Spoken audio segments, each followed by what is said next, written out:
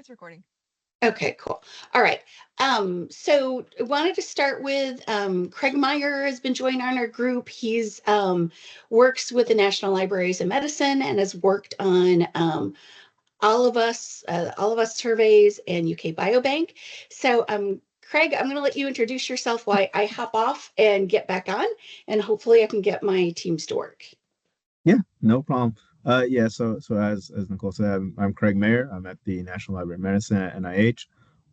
So I've been working here for about 7 years, working with OMOP data, doing secondary research. So I analyze data as part of all of us, UK Biobank, as well as several other data sets. I'm very interested in sort of the interconnection of survey data and electronic health records and all other data types. And so that's sort of my general background. So I've done a lot of analysis on how these surveys have been sort of put into OMOP and integrated with the EHR records or EHRs. So that's me in a very quick nutshell.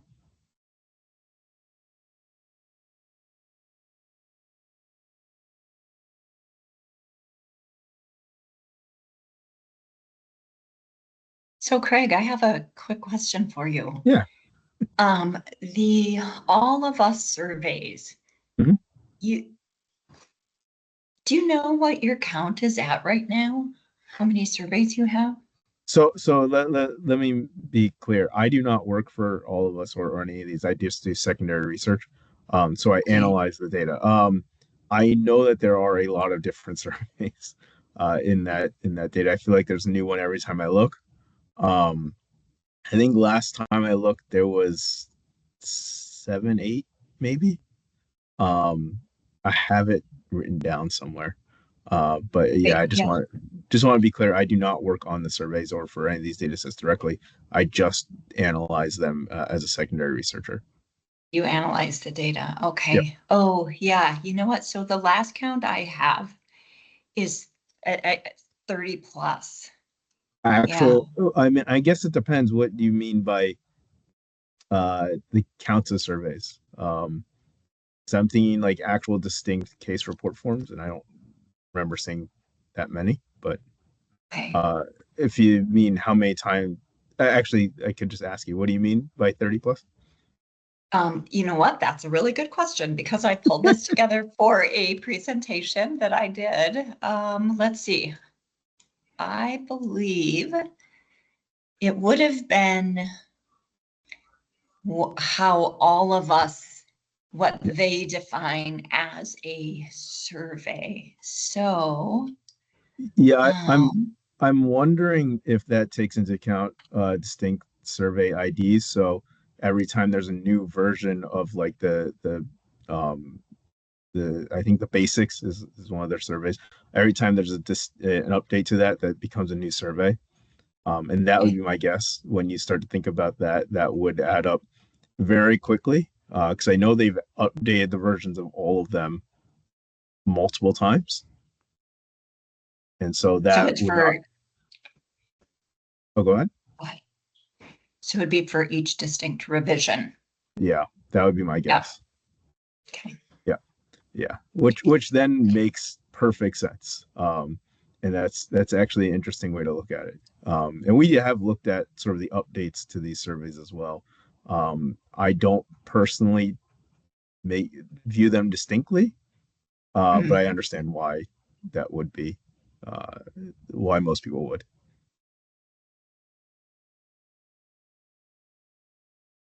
And do you know how many of those surveys are actually psychometrically validated instruments? So things that are designed to measure some clinical phenomena like, PHQ-9 or Beck depression inventory?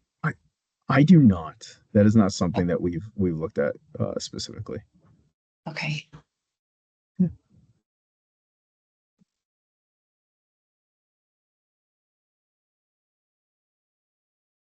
Well, if we're bored, we want to go down a rabbit hole. I can pull at that thread more. Yeah. And we could ask, how are you actually modeling the survey data in CDM? Is it the case that for any given question, for any answer that affirmatively suggests a condition, there is a condition or measurement record that's created. And then are the actual questions and answers also captured? So are both of those things captured or just one of those things captured? Yeah, so this is, and once again, let me reiterate, I do not work for all of us. I do not put these surveys in place, but I But did if you're looking analyze. at the data, it's important for you to Right. know that. No. I just want to preface my answer to saying that. But yes, we did the analysis. So for conditions for personal medical history, those conditions were implemented into the condition table. For all other actual survey questions, they were put in to the observation table with the question and answer, both captured as an OMOP concept ID, both distinct. Essentially, all of us, the vocabulary, the PPI vocabulary, captured in the observation table.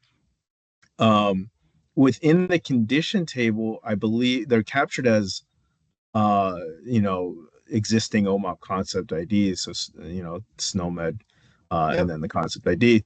And the way you know that they are from the survey in the condition table is you have to look at the either um, concept ID or visit concept ID or visit type. Um, as well as the source concept. So you can do it a few different ways, but yeah, only the personal medical history in the condition table. No, nothing else is captured in anything other than observation at that point.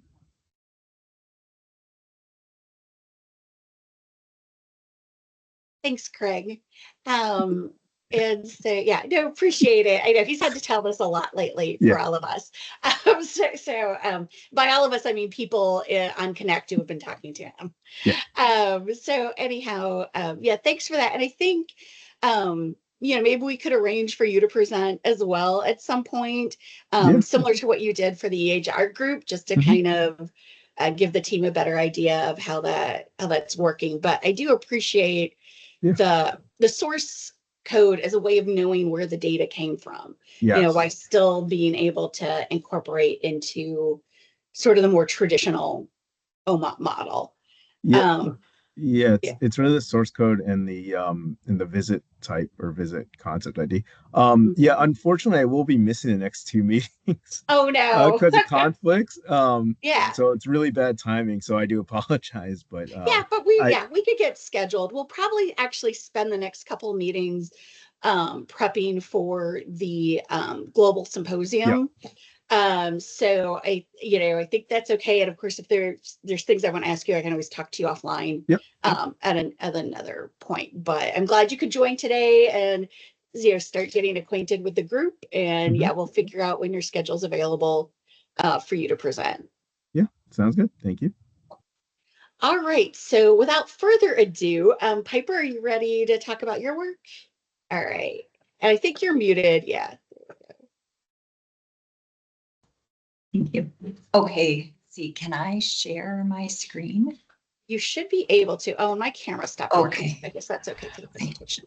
Um, so I'll tell you, I presented at an AMIA conference in March, and I used that as the basis for our discussion for today. And I took out a whole bunch of slides thinking that they would not be relevant. And now, based on our conversation, I think they might, but we can always come back to that later. It was sort of a landscape review. I sort of took all the different organizations that are publishing or recommending assessment instruments and and capturing that data, like Biobank, all of us, a number of NIH agencies have these common data elements, and they publish these sets. And so let's come back to that piece of it another day, because it sounds like that is highly relevant. So let me share my screen. And all right, so I think I want to share just my whole window.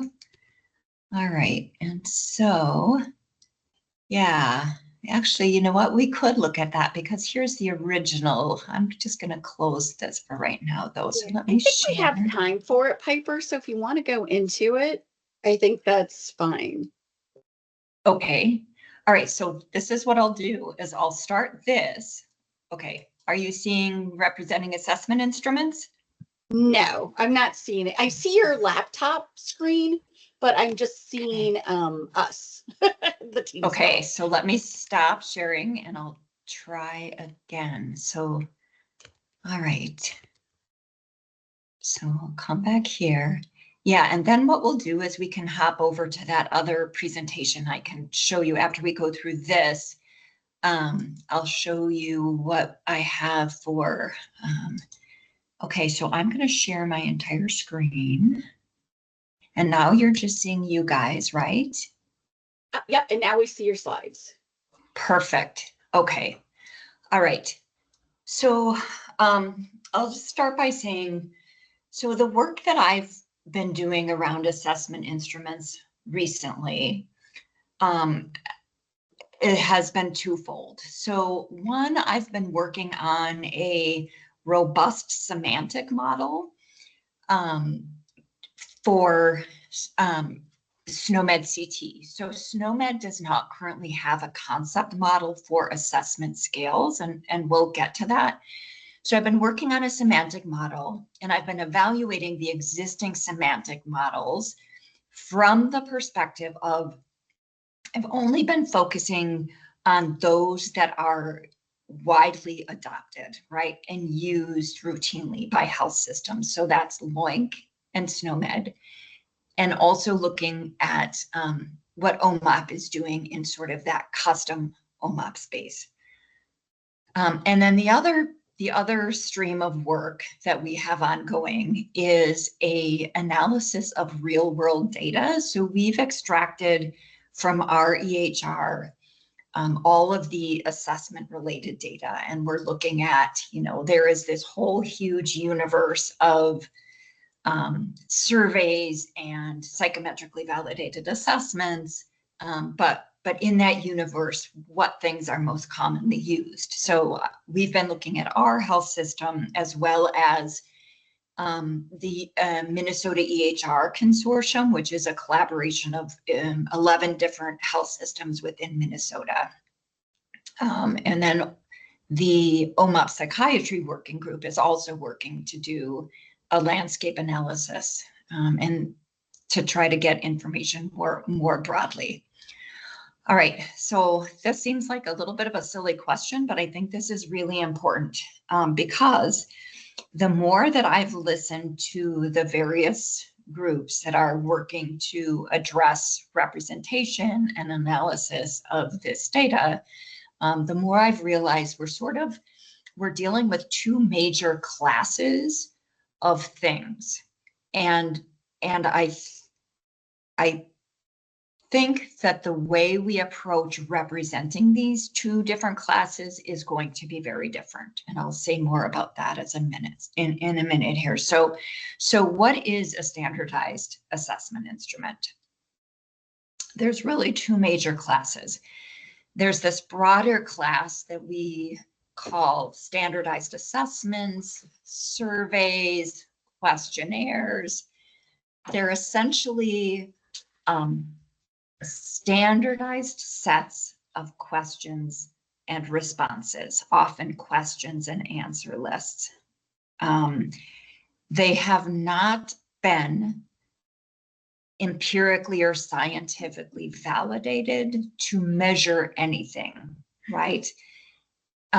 It's really just a way of collecting standard information so that we can compare over time and across organizations or countries.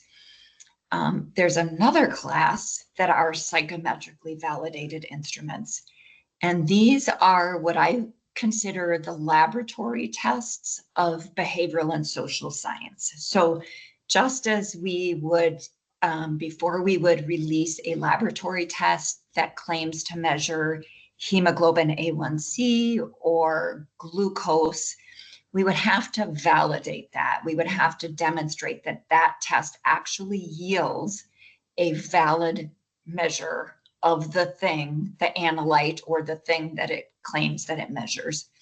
So psychometrically validated instruments are instruments that have been developed using measurement science methods, robust mathematical statistical methods that allow us to say that this depression assessment measures depression with the same level of confidence that we would have when we say that this laboratory test measures glucose.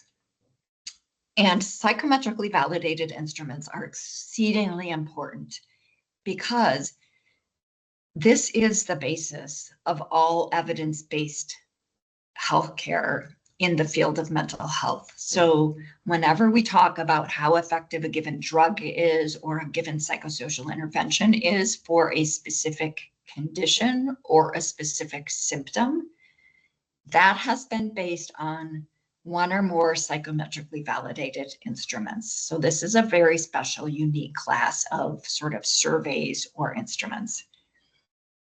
And I'll pause there to see if anyone has any questions. John has a question for you. Okay. John?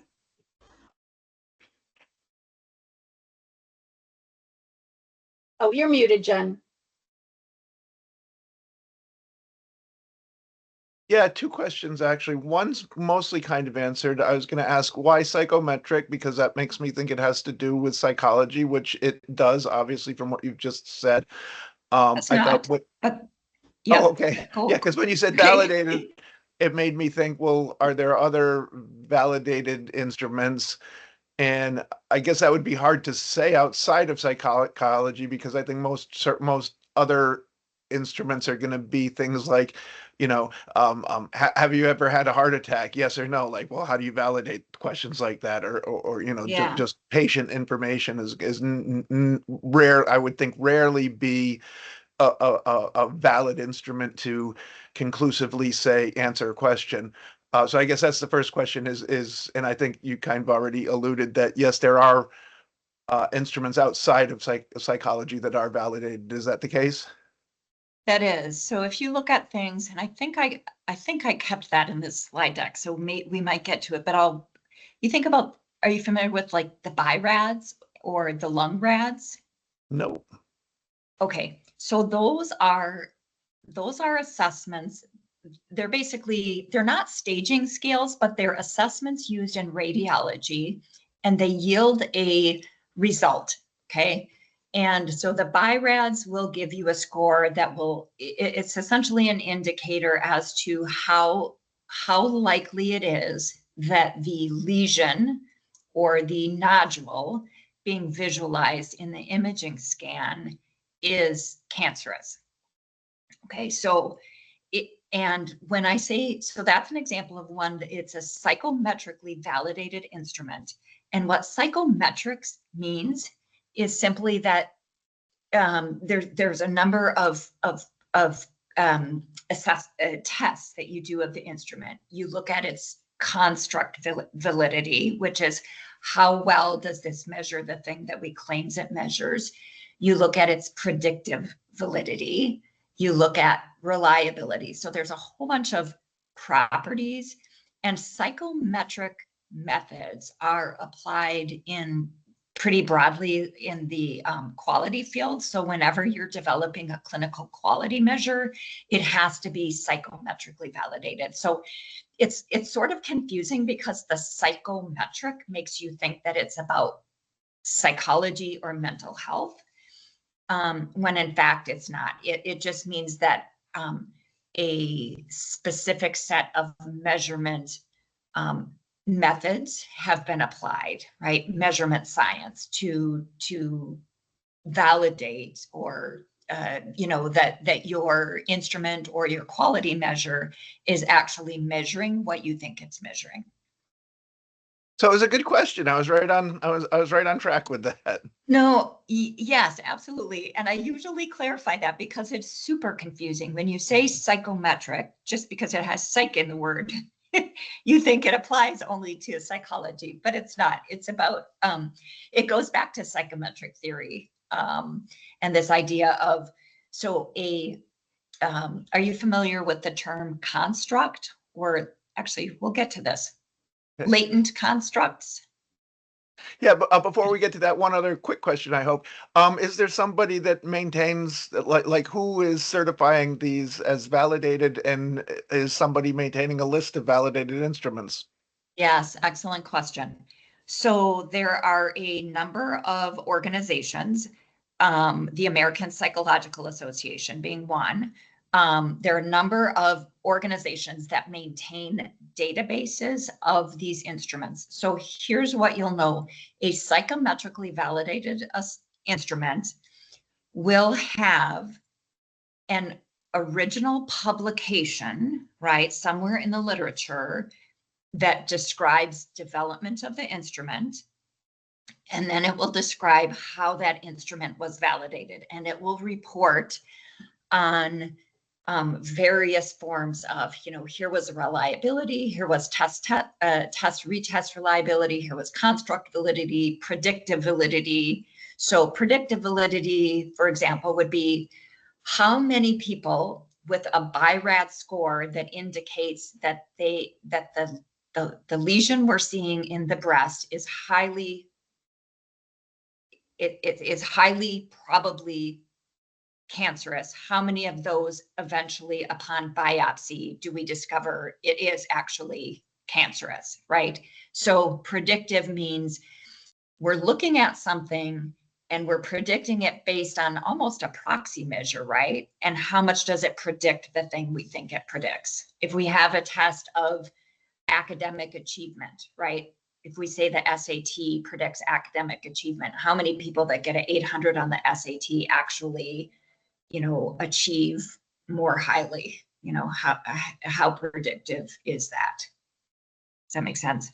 Yeah, absolutely.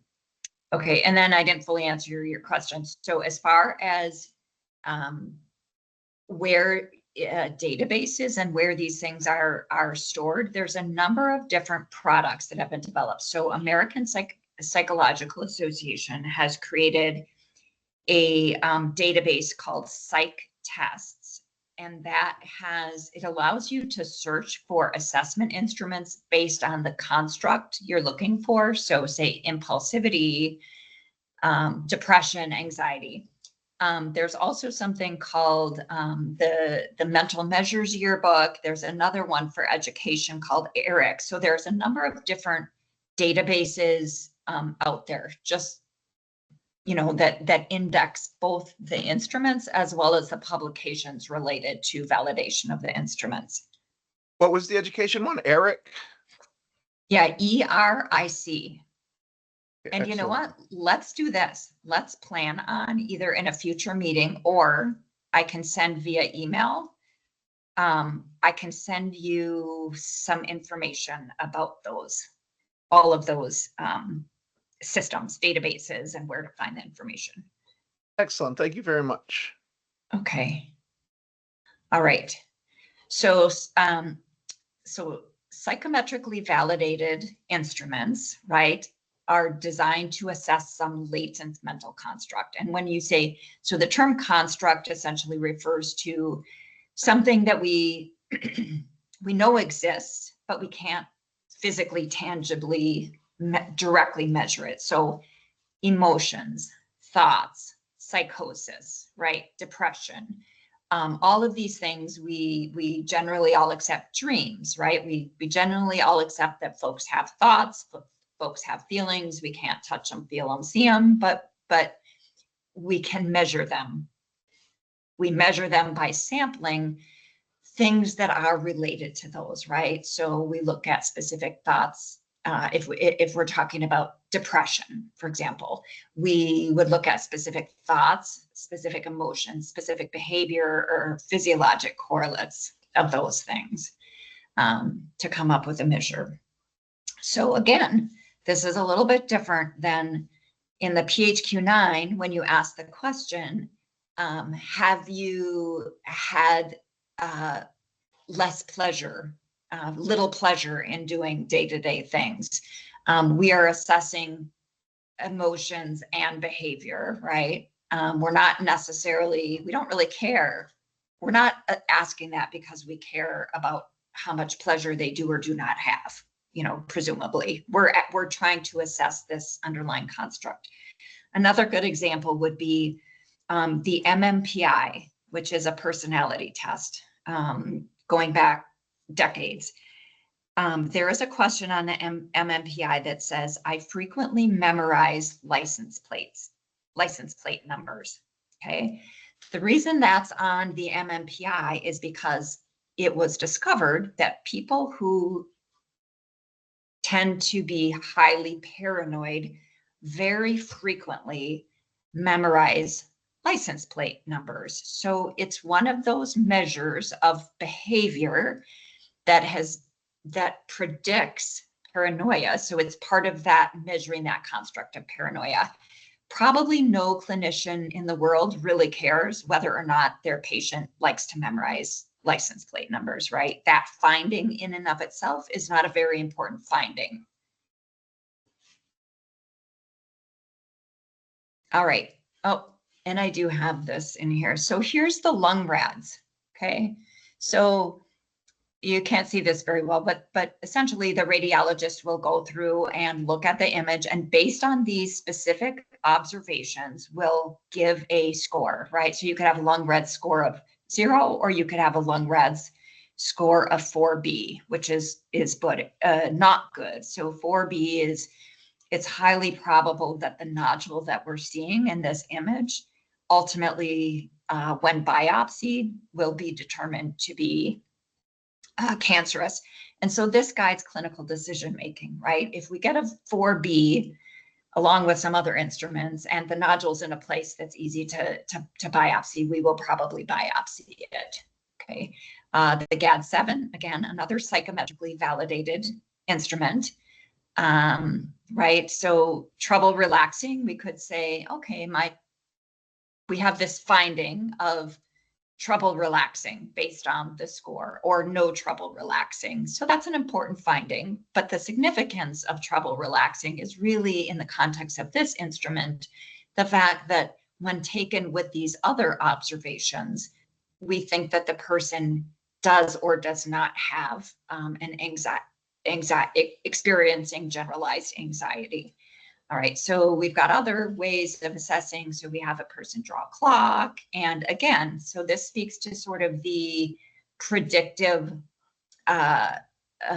validity, right, of a specific drawing. So if a person draws their clock like the healthy person, we are going to predict that they're healthy, because typically healthy people draw this way. If they draw this middle graphic, we might predict that they're at risk of having Alzheimer's, and we may want to investigate that. And then Parkinson's, you know. So again, going back to, is it important to capture the clinical finding associated with each and every item or observation? In this case, maybe not so much, right? What we care about is the final conclusion, you know, and again, stacking blocks. And then here's the Ainsworth stranger paradigm. And this is used to assess the quality of the attachment between an infant or a child and the parent. And it's a scenario that plays out, and then you code how the child behaves when mom leaves and how the child behaves when mom returns. All right, and so then here's a fairly simple example, and I think this is what a lot of folks think of when we think about surveys or assessments. Many folks are thinking about a very specific type of assessment, which is a questionnaire that has questions, answers. When you answer the question, there's some meaning or finding that we can state, and then there's also an overall finding based on the score. All right, so, and I don't know, are you seeing? Okay, So here is a graphic that sort of represents all of the different pieces and relationships of the pieces or observations, right? When we look at assessments, we have a scale, or let's start with this purple assessment instrument. We have an assessment instrument. The instrument itself is used in assessment instrument related procedures. So assessment using the Beck Depression Inventory, right? Or assessment using the Edinburgh postnatal depression inventory. The assessment instrument itself measures an overall clinical construct, right? So overall, my personality assessment measures personality or pathological personality, depending on the assessment. Each assessment instrument may contain one or more scales, right? And the scales are contained in the instrument. Each scale contains one or more items, and each item may have one or more potential responses, right? The scale also yields a metric, a score. And I guess I'm missing a piece of this because oftentimes, clearly the overall assessment instrument measures the metric as well. Okay, and then each metric also measures a clinical construct. So we might have two different metrics for a given scale, right? We might have the overall score for the scale, and then we might have the average item score for the scale, and they might measure different things. So if we have a scale for, say, paranoia, we might have a total score, and the total score may reflect the severity or the depth or robustness of the paranoia. And then we might have an average item score, which might measure something different, right? This person might have, score really high on a couple of items, but on average, they don't tend to endorse, their score is low, so they don't tend to endorse many instruments. So each of those scores might measure different things. In the clear or the white boxes, right? This is what I think the OMOP survey group has been talking a lot about when you talk about the triplet, right? You talk about the question, the response, right? There's the question, the answer, and the interpretation of the answer, right? So question is, I felt very down and blue over the last 2 weeks, right? So what your observable, the thing that question is asking about is it's asking about depressed mood. And then the response might be not at all, right? The response would be not at all. So the clinical finding would be no depressed mood, or the response would be all the time. And the clinical finding would be depressed mood. Okay. All right. Okay, and so then, and I suppose I should pause to see if we have any questions or discussion here.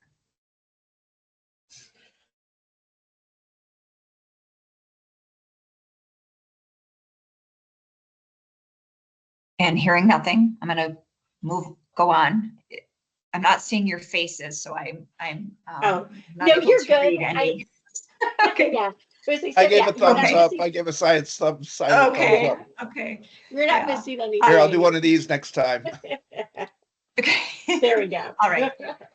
All right. So for whatever reason, I'm only seeing my PowerPoint. I'm not seeing any of the Zoom or any of the team stuff, but I'll just, so vocalize if you need my attention, okay? All right. So assessment landscape, what standards exist? And I will tell you that my focus has been on standards because I'm not a fan of us, except as a short-term solution, I'm not a fan of us relying on the OMOP extension to enable the analytics that we need. I think OMOP's use case is to enable analytics by harmonizing what exists in existing industry standards and giving us a common concept for representing that so that we can do these broader network studies. My bias is that if we need concepts for questions, answers, surveys, psychometrically validated instruments, or any of these relationships that we need to use in our analytic work, we need to go back to the industry standard technologies that we have, and we need to build that out there. Recognizing that there is a lead time before that happens, I am absolutely in favor of us filling that gap in the OMOP extension.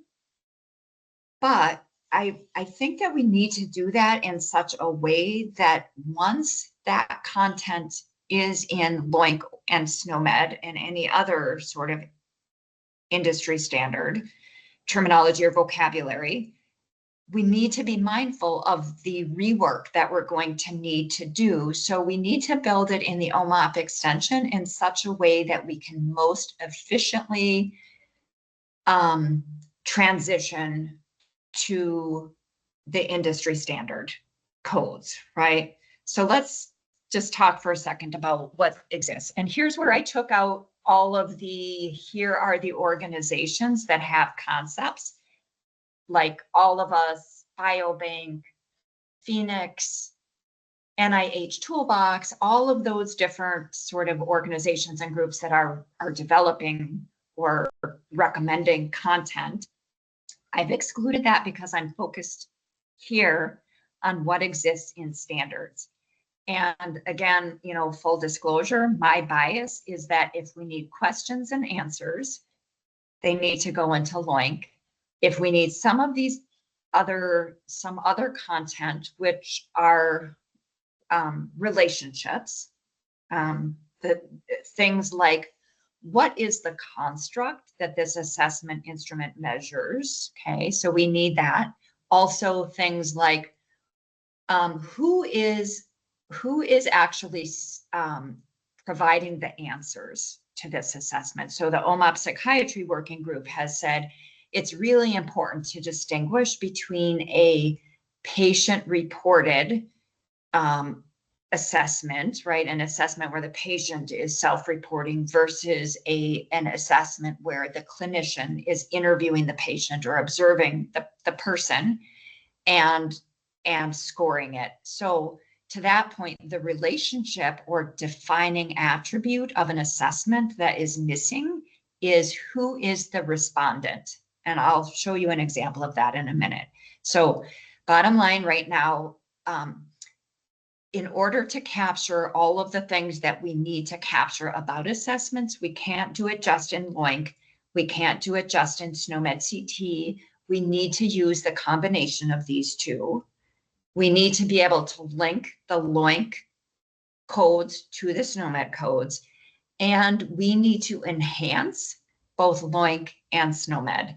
And this has sort of been, I mentioned at the beginning that there's sort of two streams of work that my lab at the University of Minnesota is pursuing. And one of these streams is looking at the semantic representation, and then the other stream is looking at, okay, regardless of how we represent it, what content do we need, right? How do we prioritize the content? What do we have in real world data? So, and I'll pause here and ask you to say how many folks on this call are pretty familiar already with how LOINC represents assessments? So that I could maybe skip over this. I don't know how we all do thumbs or stuff. I don't want to Is there anybody who's not familiar with how Loink does this that would like a little more explanation? You can thumbs up or raise your hand. I'm good with Loink. I feel I have a good handle on Loink. Okay. I only know Yes, Loink for same lab here. measurements. For lab measurements, okay. Yeah, I'm pretty Interesting. familiar. Okay. Okay, so for lab measurements, it's a little Loink surveys are a little bit different. So Loink class called the survey class, and they use, so if you're familiar with Loink, the Loink lab tests, you know the concept model, right? So you know you're used to seeing component here would be something like glucose, right? And then the method would be like a urine strip test or whatever. It's a little bit different for the survey class. So basically for the component, where it's typically the construct being measured, so we would expect this to be depressed mood or depressive disorder, probably. Loink just puts the name of the panel. And then as far as the sampling method, this is a little bit closer to what they do with lab tests. They say reported.phq. This is really where they need to have the fully specified name, the PHQ-9 here. But essentially, there is a code for the instrument, the questions, and the score, as well as the answer and the answer list. So these pieces to the right are the pieces that are different for the survey class versus the laboratory class. All right, how about SNOMED CT? Anyone not familiar with the assessment content in SNOMED CT? Very familiar. Okay, and who is that? John Gresh. Okay, John Gresh. Yeah, I'm less familiar with the SNOMED CT than I am with the Loink. I feel it's sort of ominous that we have 666 for the procedure scale. Right. Funny you say that. I was so tempted to change this to 660 plus because I felt a little creepy. Oh, so funny. Great paranoid minds think alike. All right. So SNOMED has assessment content in three hierarchies. They have the assessment scores, right? They have procedure using scale. I'm actually less worried about this. I don't see this being used very often at all. I think this might be useful for clinical decision support and I don't see it being useful very useful for analytics, unless we end up having only procedure data, and then we have to infer what scale was used based on the procedure. And then we have the assessment scales. This was based on the daily build back in November of 2024. So this is, and I have requested some minor changes to content, but probably these numbers are pretty much as is. So again, so assessments scales are under the staging and skills hierarchy. And right now, there's no concept model, meaning that you don't define any attribute of an assessment scale. So the way you search for assessment scales is lexically based on the name. If you want to find depression scales, you're going to look for the word depression or sad, or if you want to look for scales for mania, you're going to do a lexical search. You cannot do a semantic search based on this scale measures this construct. So a good example, and I'm spacing out on the name of the scale now. So we did this looking at mania, assessment scales that measure mania. A lexical search retrieved a couple of scales because several scales use mania in the term. The mood, I think it's the mood disorder questionnaire that is, yes, MDQ is an assessment designed specifically for bipolar disorders. So it looks at manic and hypomanic states. You wouldn't get that in a lexical search, right? Because it's mood disorder. You would miss that. So this is sort of how SNOMED organizes it. Now here is where OMOP comes in, right? So OMOP, I believe this has been done by Paulina and Dima through the psychiatry working group. They've started to organize, they created new concepts for anxiety assessment scale, catatonia assessment scale. put it in the OMOP extension, and then they've started to add these concepts as parent concepts to the given scales in All of Us, SNOMED, LOINC, and whatever other terminologies are out there. All right, so these are a couple of slides from a discussion that we had at SNOMED. So I organized a discussion of the folks who were interested in better representing assessments in SNOMED. And what was pleasantly surprising is that we had participation from, I believe it was 7 different countries. So the national SNOMED national release centers came to participate in this discussion. And we sort of presented this as, the problem statement is, assessment related content in SNOMED is not fit for purpose, right? Currently, scales, procedures, scores. How do we know that? Because we see organizations like OMOP and a lot of different groups and a lot of different people creating custom vocabulary in order to address gaps in our standard terminology. And again, I'll state my bias. SNOMED and LOINC are industry standard clinical terminologies. They are written into US healthcare policy.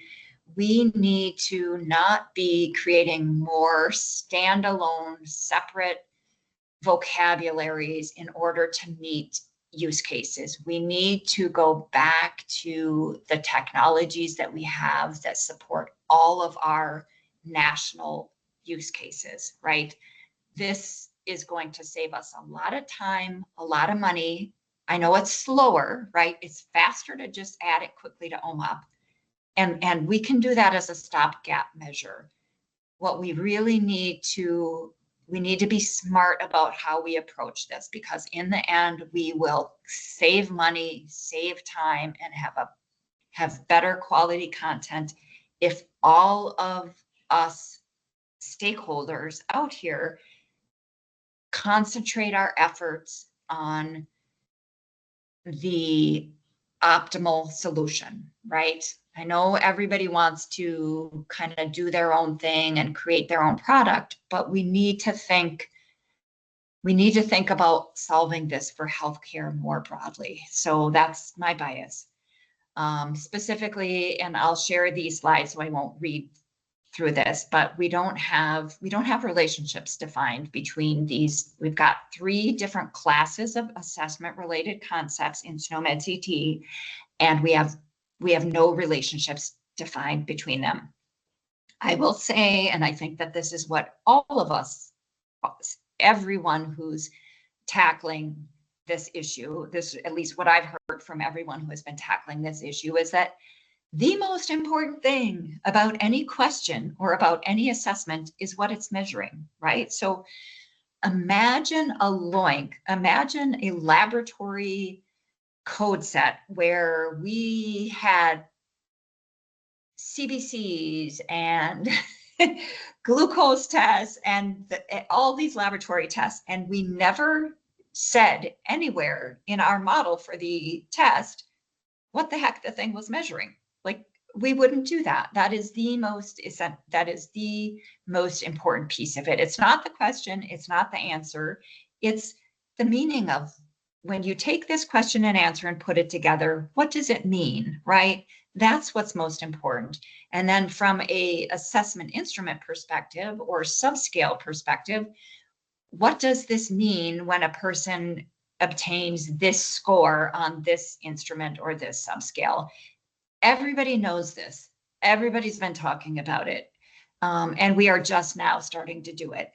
All right. And the other reason why this is really critically important is because we cannot do this lexically, right? We are doing this lexically. You would think, at least, if you had laboratory tests, you would probably always name a glucose. You would probably always put glucose in the name of a test that measures glucose, right? You would probably always put HPV variant 18 in the name of an HPV test that measures that variant. But we don't do that. We name assessment scales and maybe less so questions, but certainly assessment instruments, scales, and subscales, we name them things, Beck, Beck depression. But we name them things that don't necessarily include the thing that we're measuring in the name. All right, so we talked about the 3 classes of assessment-related content in SNOMED, right? We've got scales, so let's look at just the example: PHQ assessment scale, PHQ score, and assessment using a PHQ-9, right? A procedure. None of these are related. All of these things, arguably the most important piece of information about all of these things is the fact that these measure depression. And yet we don't have a defining attribute in these concept models. We do have a defining attribute for a procedure, which is called has focus, but it is very rarely populated. So this is not typically defined in SNOMED for assessment scales. All right. We have a component for the score in SNOMED CT, of course, is the observable entity. We do have a component that could be used, and then, and that's a broader issue, is do we want to use the component for assessment scales, or do we want to create a discrete defining attribute? And I'll, at the end, and I should be looking at, we have 5 minutes, so let me go quickly because I'd like to show you the preliminary model that I created and that I'm currently testing. I wanted to put this together. This is something we discussed this in 2023. The LOINC and SNOMED meetings were back to back in Atlanta. And between those 2 meetings, a group of us got together. So, and included in that group was Stan Huff, who of course is instrumental in development and ongoing modification of the concept models in LOINC. He is often doing a lot of the work himself, but even when he's not, he's somebody that has a lot of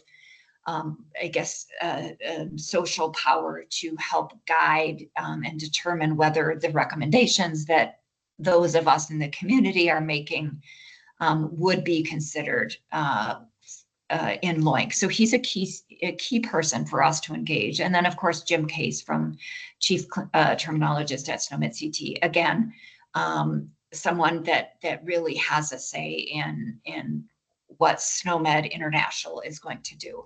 I wanted to put this slide in. So we discussed this. We discussed the need for, we don't want just the question and the answer. We want to know what this means, right?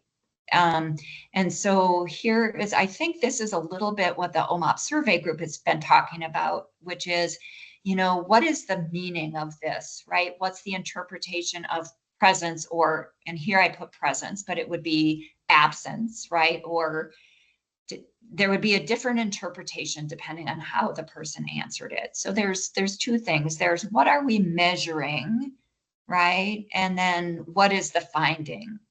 So difficulty concentrating would be, either no difficulty concentrating or difficulty concentrating. And what is the thing it's measuring?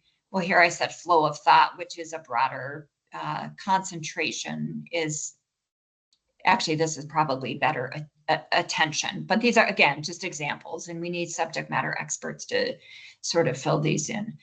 All right, so here's where we get to, how do we make SNOMED fit for purpose? Here is the, this table. So I'm sorry, who was asking about where do we find the psychometric, inventory of psychometric instruments? Here's where you'll find them. So psych tests, MMY tip. So this is the mental measurement yearbook. This is tests in print. This is the ETS test collection. That's Eric. And then here's a number of different sources. So for my PhD, my dissertation research focused on modeling assessment instruments, and I looked at 12 data sources. So these were the data sources I evaluated. Some of these are models, some of these are databases, some of these are collections. I extracted all the information elements, harmonized them, harmonized the value sets, and used this to develop a preliminary information model for assessment skills. All right, more recently, and this is an older version, more recently, I started working on a concept model, right? And a concept model is a little bit different than an information model. But again, from the harmonization of all of these terminologies, and including LOINC, including what we have in SNOMED, I came up with these potential sort of candidate defining attributes, right?